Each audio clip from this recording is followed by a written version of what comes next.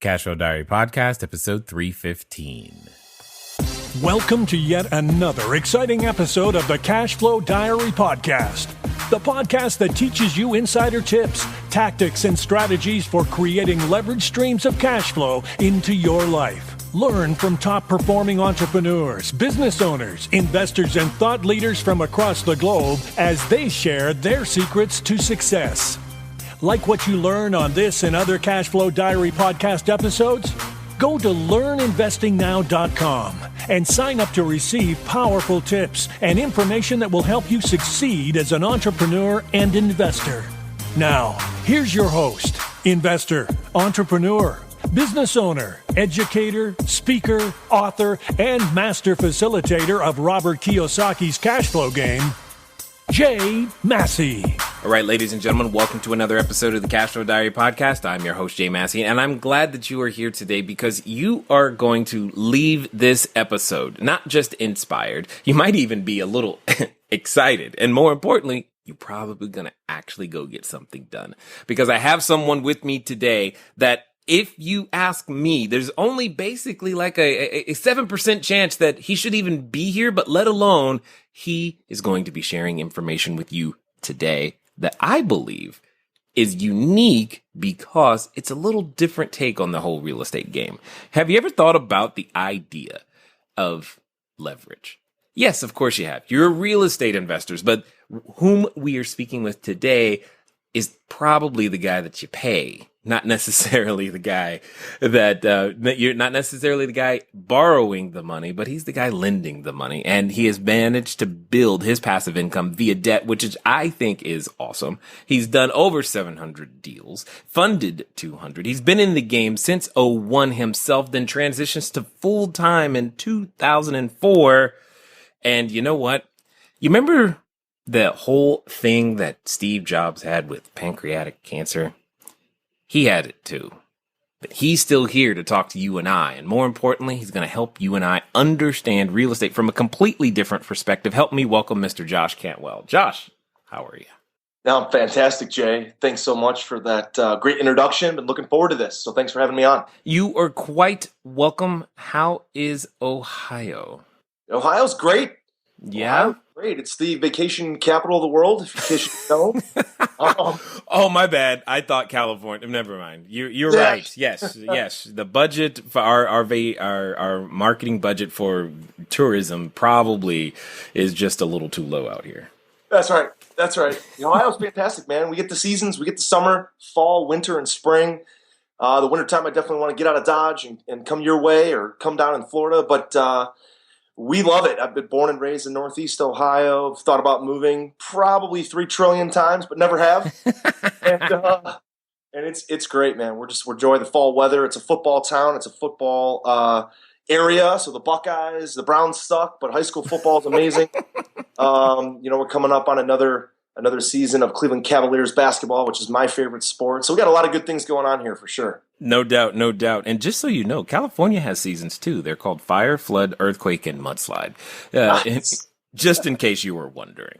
So, with all of that being said, you being here for one of the first times, what I've got to do is I've got to ask you the same question that I ask most people when they're joining us for the first time. Are you ready?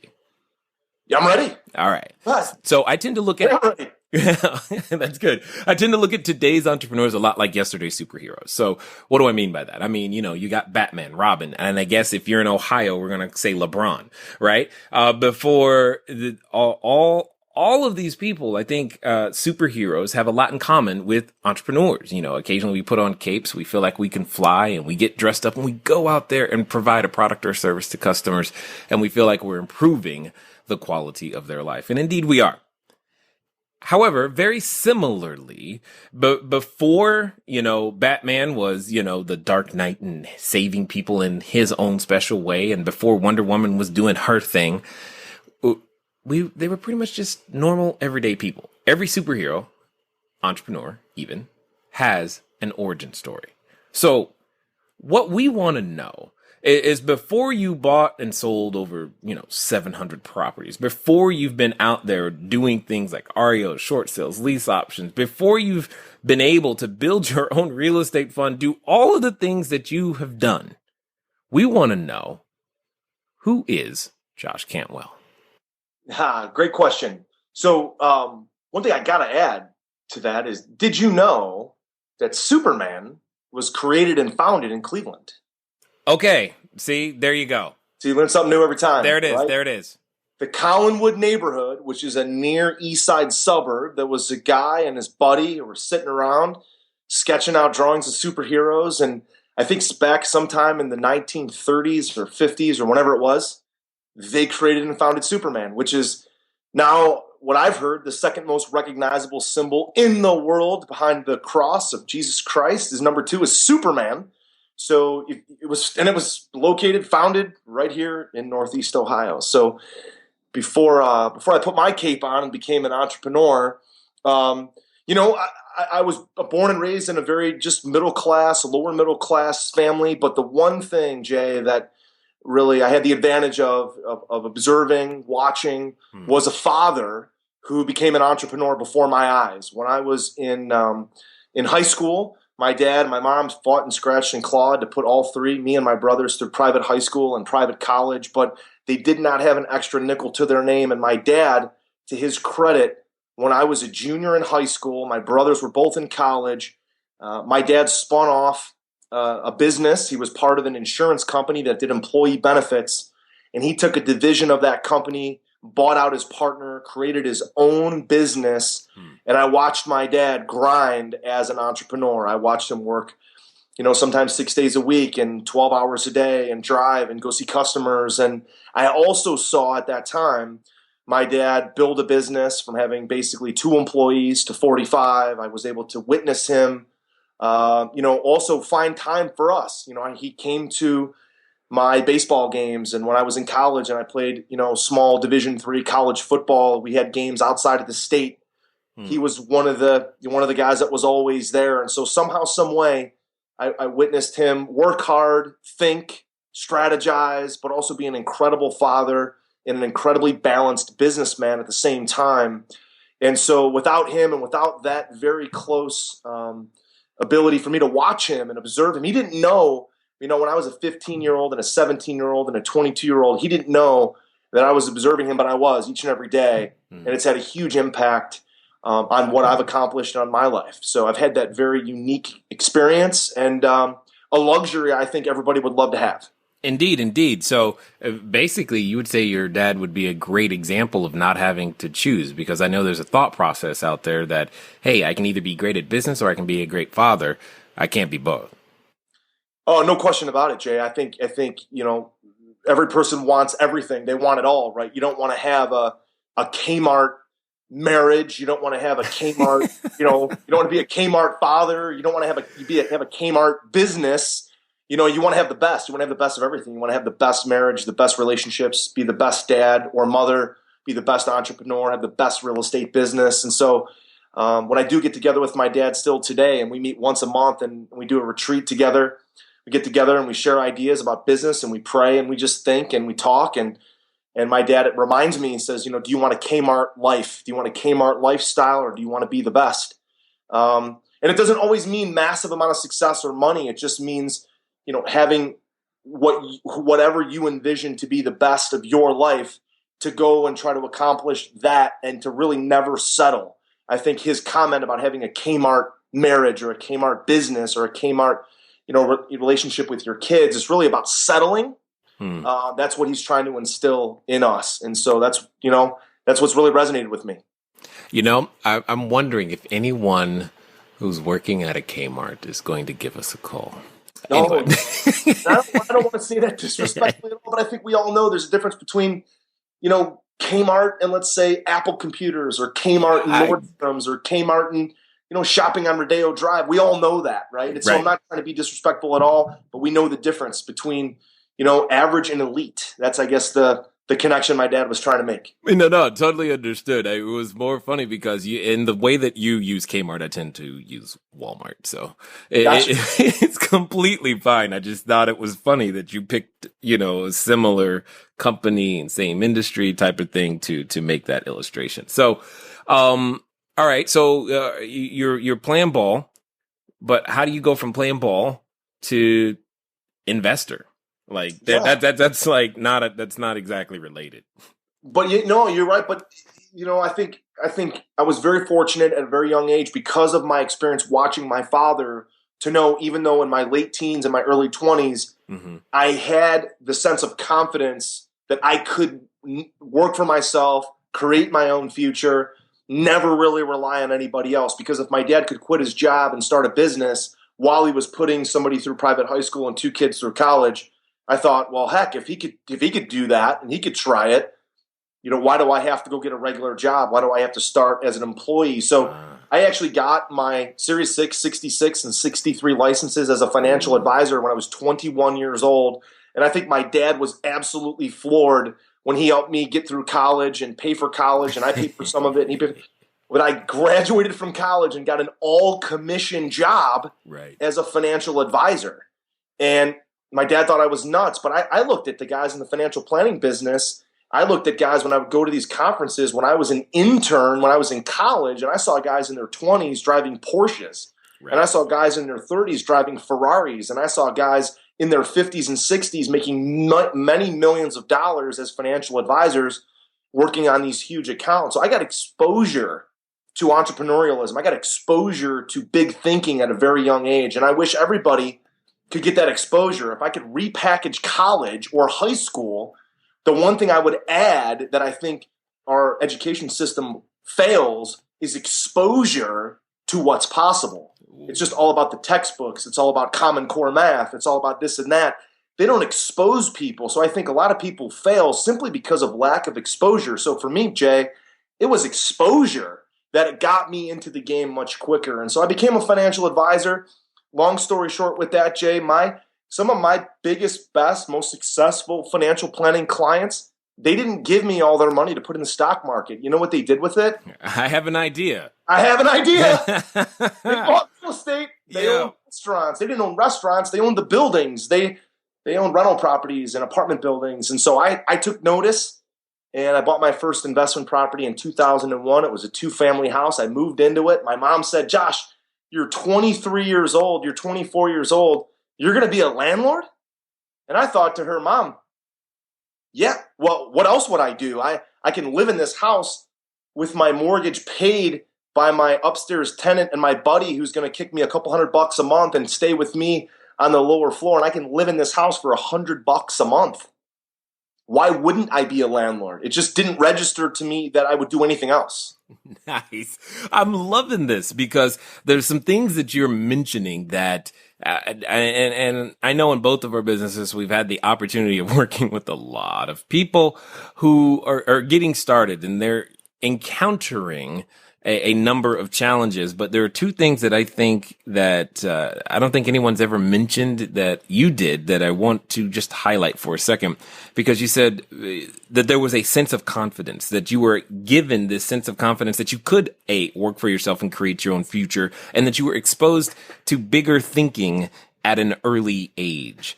And I guess my question really is when it comes to that sense of confidence, most we'll say the traditional path, go to school, get good grades, get a job, hate it, then look for something new. It doesn't come till much, much later. How does one develop that sense of confidence when maybe, we don't have an entrepreneurial father to go, yeah, you know what he did, so I got to at least try?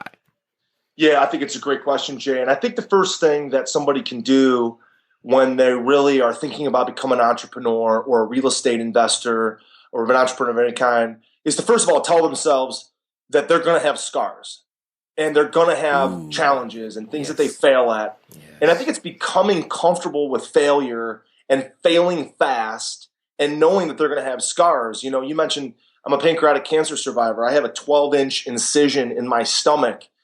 I have a huge scar. But that's not the most important scar that I have in my life. It's really the scars, it's the struggles of being in business, and at a young age, just telling myself, like, I'm not going to know everything, but I'm going to go anyway. I'm going to make mistakes, and I'm totally comfortable with that. My dad had filed for bankruptcy far before he ever created his business. And so I think it was a comfort level with failure more so than even my goal of being successful that gave me confidence. It was not that I was not afraid of failure. I think so many people, I don't know if it's because they're afraid of what their opinions of what their friends and family will think. I don't know if they're afraid of bankruptcy.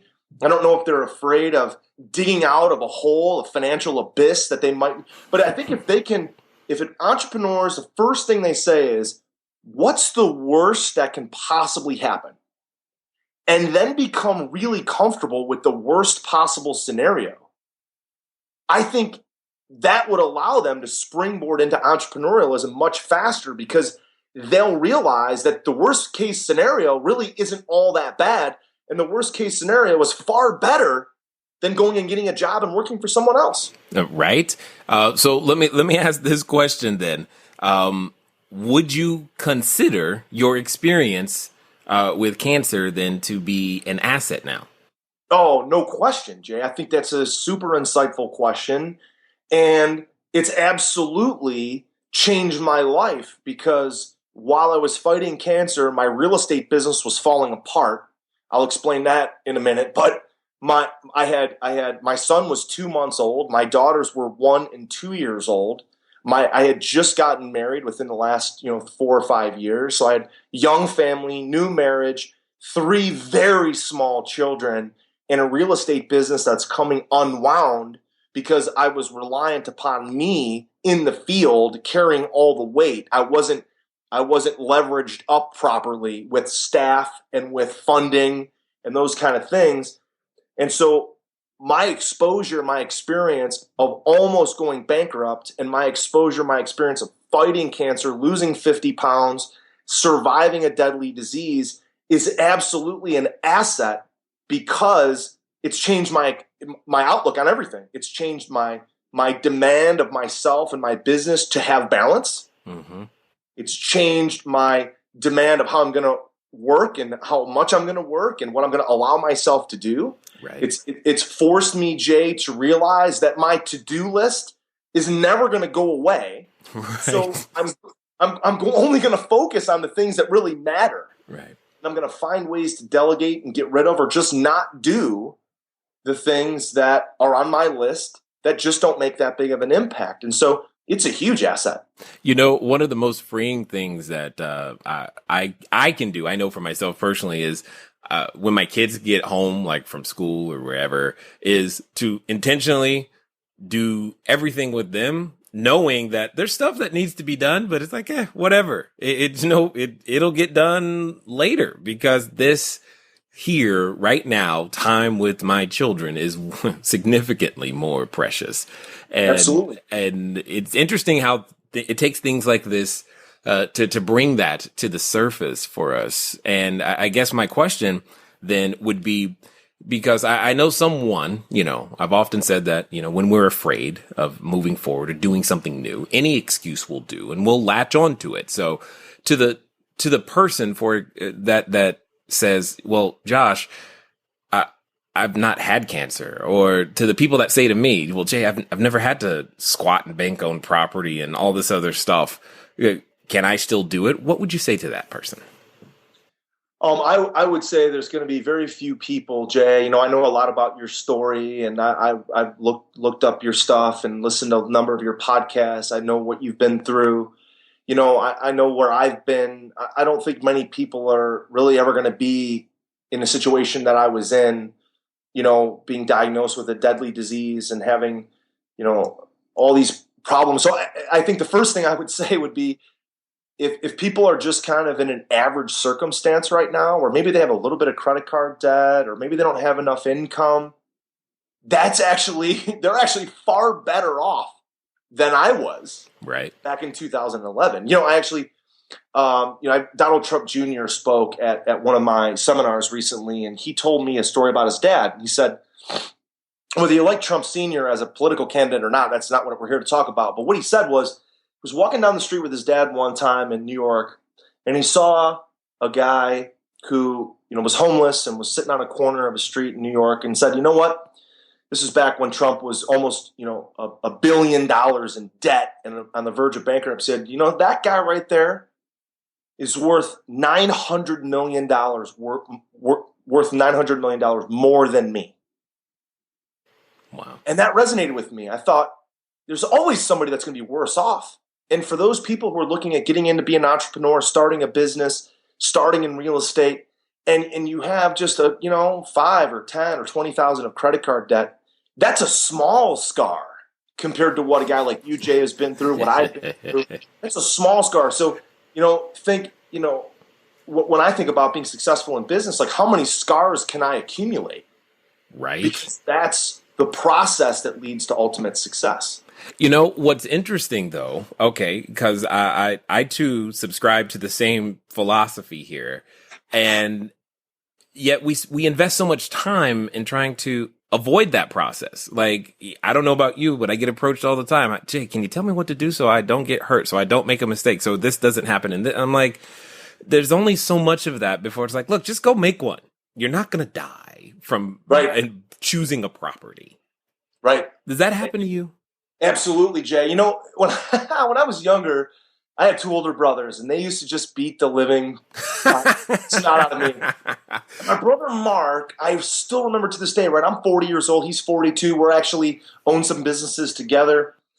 And I remember when we were teenagers, he would say, he would get me like in a pretzel move, and he would beat on me, and my brother Matt would beat on me, and they would like give me, a noogie, and they'd rub my head and hurt me, and just things brothers do. But my brother Mark would always say, enjoy the pain.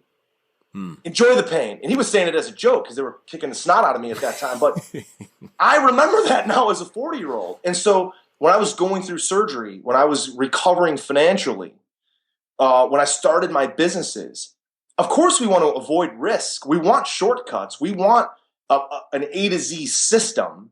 But no matter what, every single person who's using that system, Jay, if they use your system or they use my system, even if they follow it to a T, everybody who follows our systems is different, meaning they're coming to the table with different baggage, different past experiences, different relationships.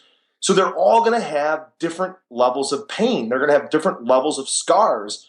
And so when it comes to that, I would say enjoy the pain, look for the shortcuts, avoid risk as much as possible. But no matter who you are, no matter what you do, there's going to be some challenges based on how much emotional, financial baggage you bring to the table. Indeed. And over time, you're just going to have to develop those skills to be able to deal with them. But through this process, also, I think there's a process of discovery. And that's kind of what I want to ask you is, I know for example, as we talk about superheroes and entrepreneurs, superheroes always go through this transition period. It's like, cool, they're normal. Then all of a sudden, things occur, challenges come into their life in some way that help them understand their unique gift, that they have one, and then they're presented with the choice. How am I going to use this unique gift? How am I going to go out there and be an asset to the world? Am I going to choose good or evil? So I guess my question to you becomes, what were those things? What was that inflection point where you go, you know what? I can do this. And not only can I do this, I'm going to do this big. Yeah, Jay, great question, and I appreciate you asking because I think this is a reflection point in my life, and it's a reflection point for everybody who would listen to this. And I can tell you, I remember walking through the halls of the Cleveland Clinic, getting prepared for my surgery 2 weeks before my surgery, and going through a surgery that I didn't even know if I would make it through. My surgeon was confident he would be, he was, an elite surgeon. He was confident that I would make it through, but he said there's risks, and I had to sign disclosures that I might not make it and get my financial and personal life in order in case I didn't make it. But I remember, Jay, 2 weeks before my surgery, walking through the halls of the Cleveland Clinic on the phone with my brother, and we were buying a property. And we were getting a private lender to fund that deal. And the property was on Sunny Acres Drive. We bought it. We outsourced the improvements while I was in the hospital. I never saw the property. My brother Mark only saw the property a few times. we were able to successfully renovate it, launch it, and sell it while I had a 12-inch incision in my stomach, and I had lost 50 pounds for my surgery. And my surgery was in November 2011. And then in April 2012, my surgeon, Dr. Walsh, said to me, Josh, you're cancer-free, you're healthy, you've put weight back on, you can get back to work pretty much full time. And at that same moment, we launched and sold that property on Sunny Acres Drive, and we made a $40,000 profit check. And I thought, I've been doing this all wrong. For the last 5, 6, 7 years before this, I had been wholesaling properties, and I had, done a bunch of short sale flips and lease option flips. I was primarily a wholesaler of various different types of real estate. And I had avoided risk, and I didn't really educate myself about funding and finance and how to get capital and how to understand the securities laws. And all of a sudden it dawned on me, I thought, well, that was much easier and a much bigger profit than these other, quick cash wholesale deals, which was great. I had made a name for myself. I had made money. We had started a publishing company, a software business, all based off of wholesaling. And I got to the point where I thought, in April, I thought, well, what if I could just do that again? And we did. And I got another property, and I got another private lender, and they gave me a loan from their self-directed IRA. And I got the capital, and we outsourced the improvements, and we launched and we sold it. And I thought, well, hey, if I could do that again. And then we started doing 2 of those big flips at a time, and then 4 of those big flips at a time, and then 6, and then 8, and then 10. And then we got to the point where we were managing 15 of these big flips at a time and buying 3 to 6 a month and selling 3 to 6 a month. And then all that happened as a growth process from 2012 to 2014. And it really all started, Jay, with buying one property, getting one private investor, getting one private lender, and doing a deal while I was having surgery and recovering from pancreatic cancer. And I thought, if I could do that again, and as I talk to entrepreneurs today and real estate entrepreneurs today, I thought, if I can do it under those circumstances, anybody can do this business. Anybody. And I used real estate in these big flips to help me recover financially as well, because this hit me like a ton of bricks. I had other businesses that I had started and obligations that I had, and not enough revenue to pay those bills. And real estate and flipping properties and getting private capital and doing that, and then teaching it and creating softwares and a lending company, all of that started with that one deal on Sunny Acres Drive. And so that was my inflection point. That was the point in my life where I thought, let me go back to my financial planning roots. Let me understand the finance side of real estate, the debt side, the lending side. That is it. And today, Jay, what I tell people is funding equals freedom. Yeah. Funding equals freedom. Because if I can get the funding and I can control real estate by controlling the funding, I can control everything else. I can control the acquisition of real estate. I can control the sale of it. I can control the structure of it. I can control the team that runs it. I can control the renting out of it or the cash flow of it if I control the finance side of it. And my entire world changed as a result of my surgery and that one deal. Indeed, indeed. Now, do you find it a little irony that property is on Sunny Acres Drive? Yeah. We did 2 deals on Sunny Acres Drive. That was the second one. So it was the second one. We went back to that street. We found another great deal, another distressed property. Absolutely. And I'll never forget Sunny Acres Drive. Sunny Acres Drive. I think there's irony there, which is kind of funny. But at the same time, it illustrates a very important concept, in my opinion, because what it comes down to is that the thought process that goes behind what you currently enjoy came about because of necessity, not because you weren't necessarily looking. You weren't like going, "Hey, business is great. Let me make it better." It was, I have a problem and I need a solution. And, and for lack of a better way of saying it, you were kind of backed into a corner of figuring out, how can I earn money while I physically can't move and walk and do the things that I would normally do? But here's the question.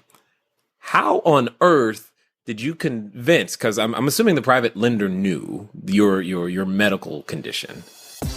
So if I was to ask you right now, like literally right now, what is stopping you? What's in the way? Why haven't you done a deal yet? What are you going to tell me? I mean, seriously, what would you say as the reason? This is the one thing that's in the way, and it's why I can't do a piece of real estate. I hope, if nothing else, because of all of the hundreds of entrepreneurs that we have been able to bring to you, you have found a way to work around whatever it is you feel, whatever resource, whatever skill set, whatever knowledge, whatever training, whatever you felt like you were missing. I'm pretty confident that by now, if you've listened to our episodes, you know how to go get that something that you felt like was missing. Because at the end of the day, one of our entrepreneurs that you've had the privilege of listening to, just by remembering to download, gave you the secrets to how to overcome.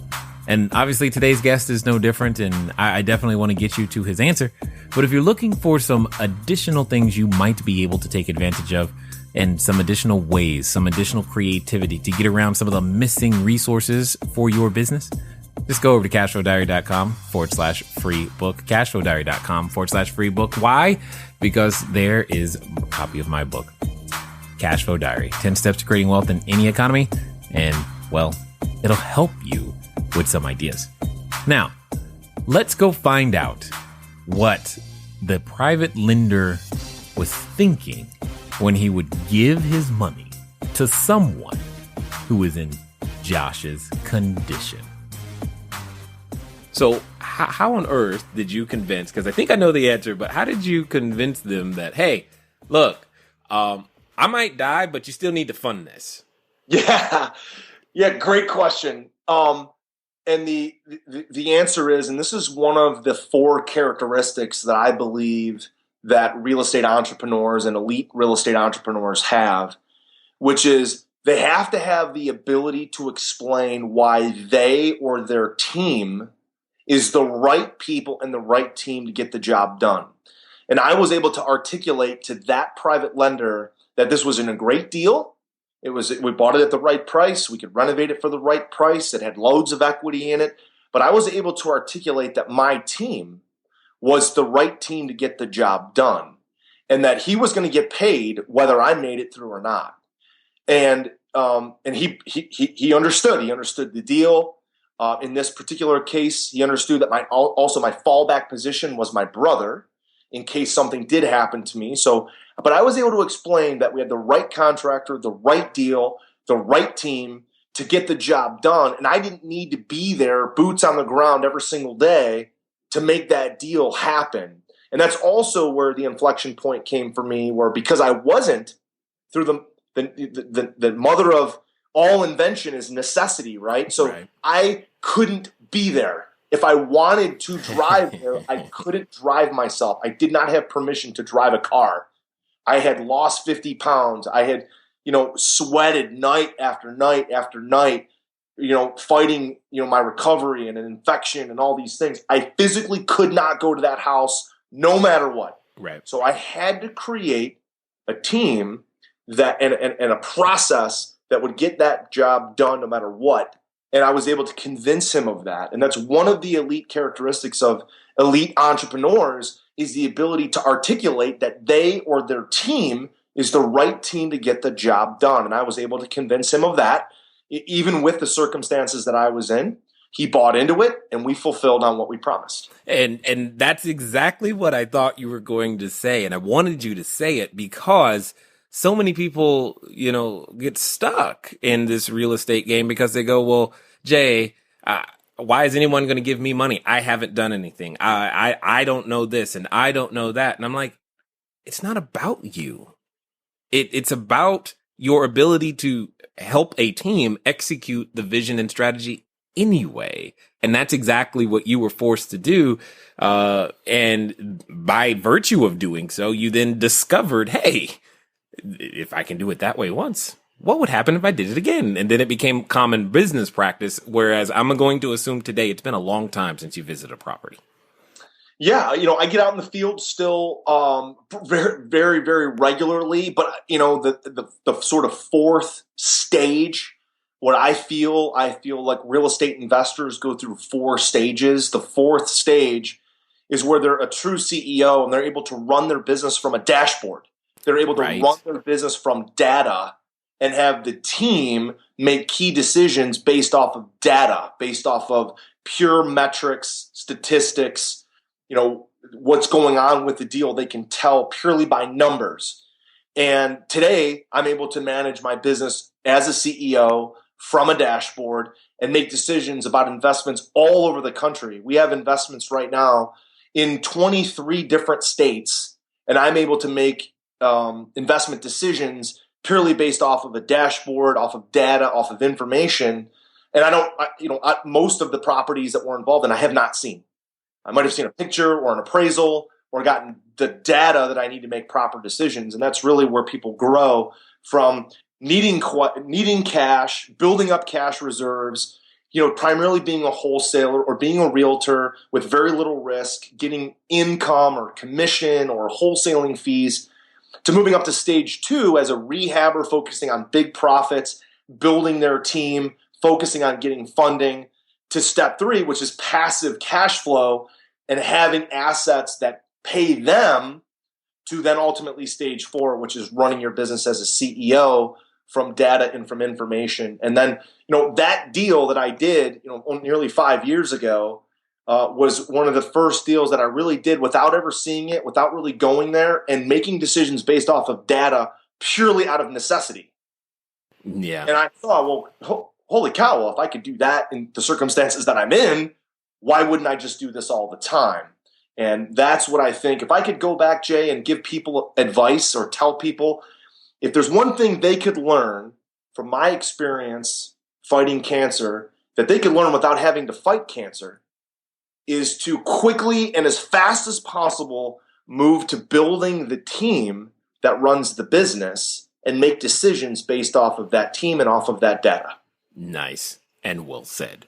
Now, with that being the case, though, you've also made transitions not only through the, stages, as you will, but also through the types of transactions you do, to where today you have a fund and you're putting most of your energy, I would say, a lot of your energy, into funding other deals, providing, but using debt as the means of cash flow as opposed to the property itself.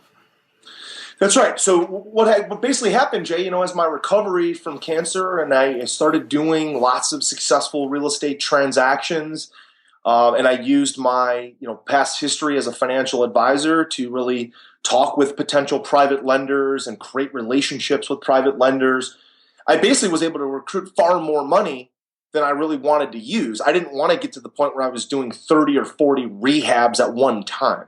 That just wasn't in the cards for me. That didn't even sound fun. What was in the cards was I had access to the capital. I was able to convince people that I could use their capital and they could get a great double-digit rate of return, whether it was through a note and mortgage or whether it was through a fund or whether it was through a cash flowing property or a rehab. I was good at convincing people that real estate was an awesome alternative to the stock market. And in 2014, I thought, well, I have far more money than I need, and I better get this money in play, or these investors are going to go somewhere else. They're going to take their money and they're going to go to the next guy, or they're going to put it back in the stock market. And I had the idea of creating a private equity fund where we would underwrite and originate and make private money loans and hard money loans to real estate investors. And then we would sell or move those investments, those loans, into our private equity fund. And so our fund, for those people that understand mutual funds, mutual fund is basically a pool of investors that own a pool of stocks and bonds. Well, our fund is basically a pool of investors that own a pool of performing notes and mortgages. And we have the debt. We finance deals for real estate investors now across the country. There's only a few small states that we don't operate in. So I looked at that business, which aligned with what I thought my unique skills were, which is the ability to talk about money. It aligned with my skill of investing in real estate, but it also created a very scalable business where other people, I could coach them, teach them to go find the deals, go source the deals, bring us great deals, and we could coach them through those deals as well as provide them the funding. And all of a sudden now I was able to handle 100 assets at a time, 200 assets at a time because of the team I was able to build, where I couldn't do 100 or 200 rehabs at a time in my own local market. You know, when you say 100 rehabs at a time, that just sounds like stress. That's all Right. just so you know, that's all I have. Like that makes my brain short circuit immediately when you say that, because the amount of moving parts, as you well know, is insane. So that I totally get it. And I understand, and I see how you've elevated the value that you're able to provide to the marketplace because you're able to serve that many more people, et cetera, et cetera, et cetera. So let me ask you this. When it comes to the debt game, when someone is looking to it, because I often believe some of the, I've done a number of notes and I've done some of what you're referring to. And I believe some of the smartest investors are actually note holders because they have to be so well versed in so many different things to be able to properly understand the risk. And I'm just curious if you believe that your prior time as, wholesaler and all these other things helps you be better at what you're doing today. Yeah, absolutely, Jay. No question. I mean, I went through these 4 stages where I was, marketing to motivated sellers, getting properties under contract, wholesaling them, doing lease options, wholesaling those. I was doing short sales and selling those, quick cash, quick turn properties. So I know intimately well how to market to motivated sellers of all different kinds and all different kinds of lists. And then, doing rehabs myself. And we've done, we're still doing 2 to 4 to 6 big rehab deals each and every month, where we're buying 2 to 4 to 6. We're selling 2 to 4 to 6. My brother Mark and I run that together. My brother Mark is our boots on the ground. I provide all the marketing and all the finance. And that allows me to keep a very close ear to the ground of what's going on. But it's absolutely that evolution of then when I moved into stage 3, which was the passive income game. Some guys move into owning apartments or owning multifamily or 2 units or 3 units, duplexes and things like that. To me, just because of my preference for finance, I decided to turn and be on the other side of the table where I could work with investors and have a pool of them use those dollars to make notes and mortgages, and we could essentially earn a management fee. And so I don't think I know for sure that I could not do what I'm doing today if I had not first wholesaled properties. I used to own a real estate brokerage with 10, 12, 15 realtors. If I had not done hundreds of rehabs, there's no way I could be doing today what I'm doing without that experience. So, okay. And let's talk about the whole process of gaining experience, though, involves, obviously, as we mentioned earlier, failure and mistakes. So what would you say then, knowing what you know today, has been your most profitable mistake? My most profitable mistake? That's a great question. My most profitable mistake. One of the mistakes that I made, this is going back a little while, I haven't lost money on very many deals, Jay. I've done hundreds and hundreds of deals. I lost a lot of money on one property, and ultimately it came down to the underwriting. Whether you're buying property to fix it and flip it, or whether you're lending on it, when you're evaluating that deal, you're essentially underwriting it. It's the same. It's one and the same. Whether you're evaluating it to buy it and flip it yourself or evaluating it to provide a loan, you're essentially evaluating, underwriting. It's one and the same. We did a deal, Jay, where we were making a deal in Shaker Heights, Ohio. And people that are from Northeast Ohio will know that. If you don't know Shaker Heights, Ohio, what you should remember about Shaker Heights, Ohio is it was the hometown of John D. Rockefeller, the richest man in modern time, once lived in Shaker Heights, Ohio. In Shaker Heights, Ohio, there's a set of railroad tracks that cuts right through Shaker Heights. And on the left side of the tracks, a little bit closer to the inner city, the properties are worth far less. The right side of the property, on the right side of the tracks, is where Rockefeller used to live. The property values are worth a lot more. And I once got a property under contract and bought this property. And 2-3 weeks after we closed on it, I bought it from a realtor. The owner was a realtor. She faxed over a set of disclosures that said that there was a double homicide in the house. Actually, a son had a mental illness, had killed his parents with a shotgun. Wow. And I didn't know to ask those questions. I didn't ask the realtor for disclosures, which is a very important thing to ask for. I didn't know that it was on the wrong side of the tracks. It was basically a haunted house. And that deal still sits with me today. The lesson, Jay, although I think I lost $80,000 on that deal. The lessons I learned from it, number one, was just proper due diligence, underwriting, review, evaluation, asking lots of questions.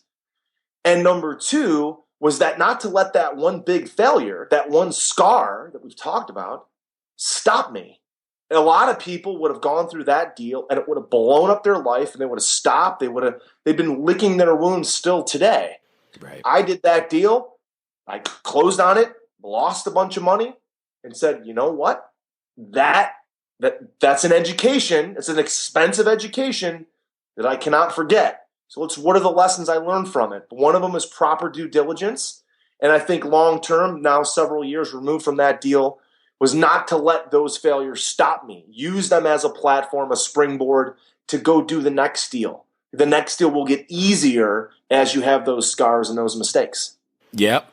Though, I was just kind of thinking that there's a lot of, events and experience events that are hyper profitable, whether, between things like, CrossFit and mud runs and all these other things. That house has to be useful at least during Halloween, right? Yeah, right. Right, and the people who bought it, they didn't care that we disclosed to them that there was a double homicide and we had renovated it and it was beautiful and they didn't care and we thought it was going to sell for $350 and it sold for $250. It was on the wrong side of the tracks. If it was on the other side of the tracks, I don't even know if the homicide would have hurt us that bad, but it was on the wrong side of the tracks, and for whatever reason, people just it's probably a great haunted house now, I imagine. I'll have to go back and visit and see what they got going on. It's almost Halloween season. Yeah, I'm just thinking, I'm like, hey, let's turn that, frown upside down, lemons out of lemonade, right? Seasonal money and see what we can do. Put some stuff out, make it an experience. Come. Yeah, I think it would lend itself to things like that. But that's part of the life, and I appreciate you being willing, as I said, to share your most profitable mistake. So I know that a number of people who have been listening are intrigued. They want to find out more. Maybe they think they have a deal that you would actually fund. What would you say is the best way for them to track you down? And more or less, tell us how to stalk you, Josh. Yeah, you could stalk me. We have a big internet presence. Our main core website is strategicrealestatecoach.com. We have a bunch of amazing free information there, free ebooks. We have a great free ebook called 55 Simple and Powerful Ways to Find Great Real Estate Investments. Another free ebook that's called Funded, How to Get Asset-Based Funding for Your Real Estate Deals. So strategicrealestatecoach.com is a great place to start. Just grab one of our free ebooks. You'll jump onto our email list and, jump into one of our free classes. At this point, Jay, we only fund deals for our students. We actually are not really advertising to the public. We're not out there as a hard money lender or a private lender. We really only work with people that we have relationships with. Mm-hmm. And we do provide, true asset-based funding. We look at the deal primarily. We do look at people's, their financial, background, their financial information, but the deal is what makes the most sense for us. Are they going to do a profitable deal? And we actually partner with our people. We, do profit shares and equity participation loans with them. It's a little bit outside of the box, so it's not like we're a hard money lender that just charges 4 points and 14%. Go do the deal and you're on your own. We much more like to partner with our students and our clients and our friends and do deals with them. So great place to track us down is strategicrealestatecoach.com. You can look me up on Facebook as well. Excellent. So now, as we wind down, I've got one more question for you, because I also know that's one of the individuals that is listening. They need to hear you answer, because your answer will resonate with them in such a way that will hopefully inspire them to go take some action. So here's what I know, that somebody listening right now is, they're possibly standing in front of the superhero outfit store right now. They are thinking, man, what cape should I wear? What is this going to look like when it's all said and done? It's going to be so great. And they have all of these grand visions of moving themselves into a completely different tax bracket and helping tons of people. But yet at the same time, in the back of their head, there's that voice. And I know you know that voice. You've dealt with that voice in more ways than most. And that voice, it plagues us. And for some people listening, they're related to that voice. My question to you is, even though they have all of those things going on, even though life can crop up its head and try to pretend to be in the way, my question to you is if you knew that they were actually going to do in the next 72 hours what you suggested, what would you tell them to do? Jay, what resonates most with me is I think far too many people walk on the face of this earth thinking that everybody else is a superhero, and they're not. Wow. Everybody else has life figured out, and they don't. Everybody else is confident and has their crap together, and I don't. Right. I think far too many people, what they do is they give everybody else credit. They give everybody else the benefit of the doubt without giving themselves the benefit of the doubt. Mm. You know what? I can be a super successful real estate investor. I can be a superhero. I can be the person that helps other people out. I can change the financial legacy of my family. There's nobody out there telling them that they can't be Superman. They can't go from Clark Kent to Superman.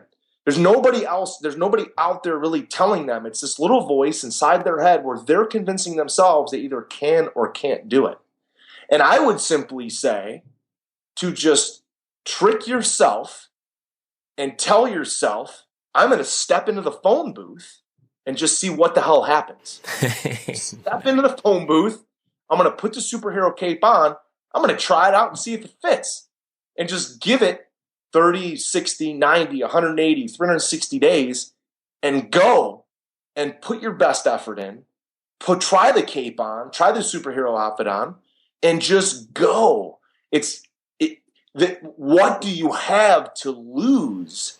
And I know there's one person in particular in my personal life. I'm not going to name their name. They walk around through life thinking that everybody else is thinner, better looking, more successful. Everybody else has their crap together.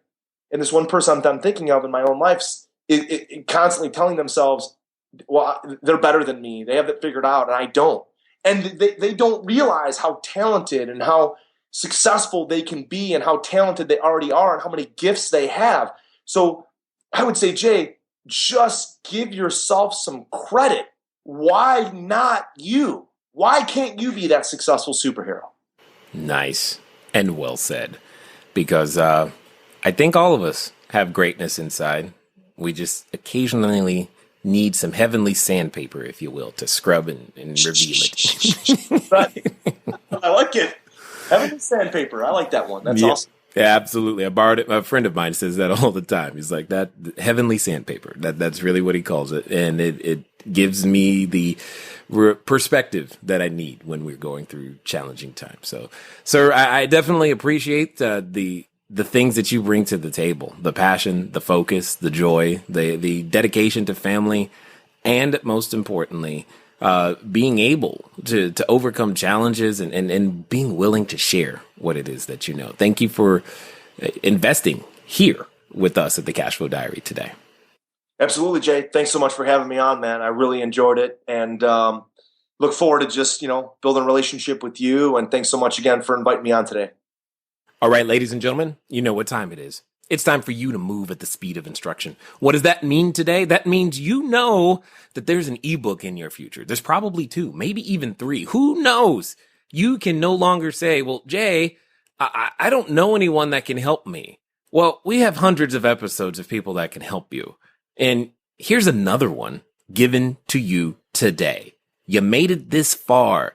You were committed to the end of this episode. Now take the next step. because on the other side, you might find out you can fly. Ladies and gentlemen, it's been fun talking to you today.